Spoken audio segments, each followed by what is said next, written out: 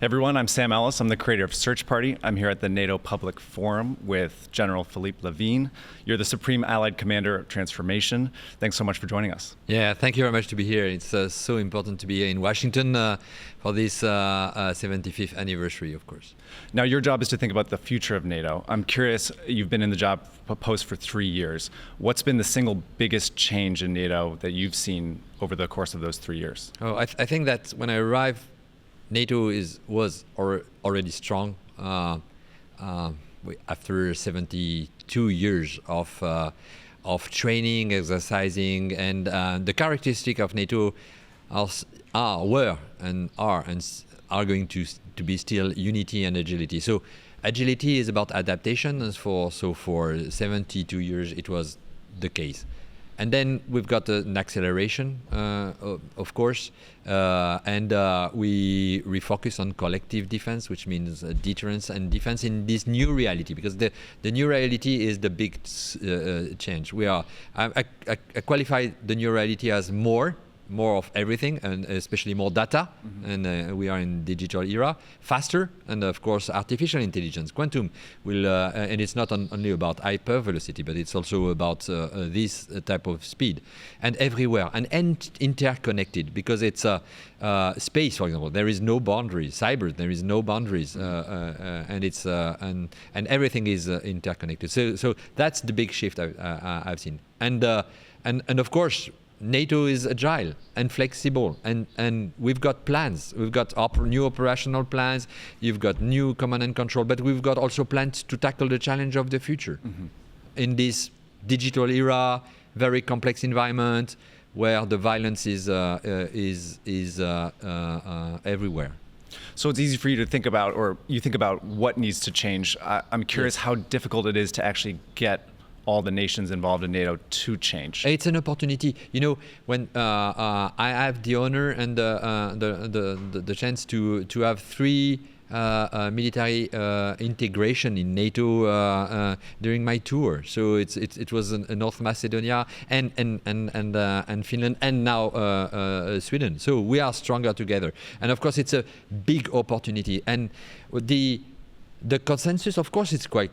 And as I say, one of the 2 characteristics is unity. So it's a day-to-day work, and but when you've got consensus, what a powerful team we've got. And what we need is not only the strength, is the speed in order to take into account. Because for me, also another thing is the future is coming so fast to us. So we are looking in ACT 20 years anticipation, but we are also looking for tonight. And it's why we are working so closely with my brother-in-arms, General Chris Cavoli, who is leading the operation in NATO, because we need it now. We need it. Of course, we need a rapid, a profound transformation in order to keep the edge. And NATO is stronger today and will be even stronger tomorrow with this rapid and profound transformation. What do you think is the biggest thing that needs to change now in the next 10 years or so? So I think that we know what we need, because with my friend General Chris Cavoli, we put on the table the military requirements. So nations know what we need, and of course, collective defense means, for example, more integrated missile defense. It means more, but it's also need to protect our brain and the brain of our people, and to protect against disinformation, hybrid threat, etc. So we know what we have to do, but how to do it? It's definitively to have a more integrated approach, a multi-domain operation approach enabled by digital transformation, because when I say the scale and the speed is going to come with this digital transformation. Data is our fuel. Data is a priority, but we need also to be able to share the data. So and it's super important. But we need also equipment, and we need to train the people, and we need to have these talents, these IT talents. And I know that. How to do that?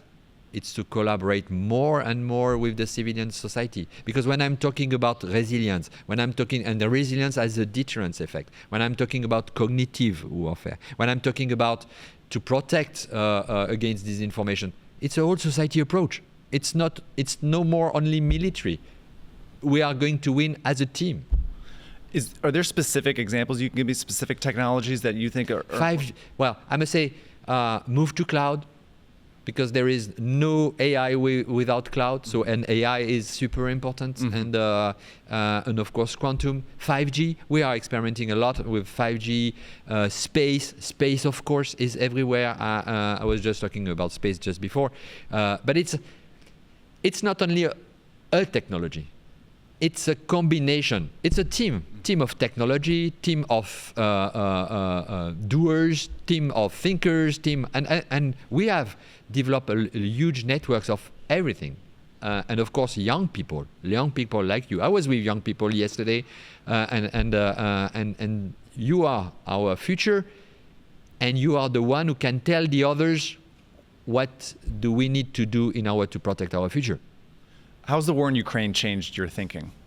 I think it's, of course, we are so admirative about the bravery and the innovative spirit they've got, and of course in ACT we've got an innovation hub. We have shared with them a lot, and they are partners for years, and they are winning innovation challenge we are putting on the table. I think it's what's two things, or maybe three, or maybe if I've got 3 hours I can say. I think that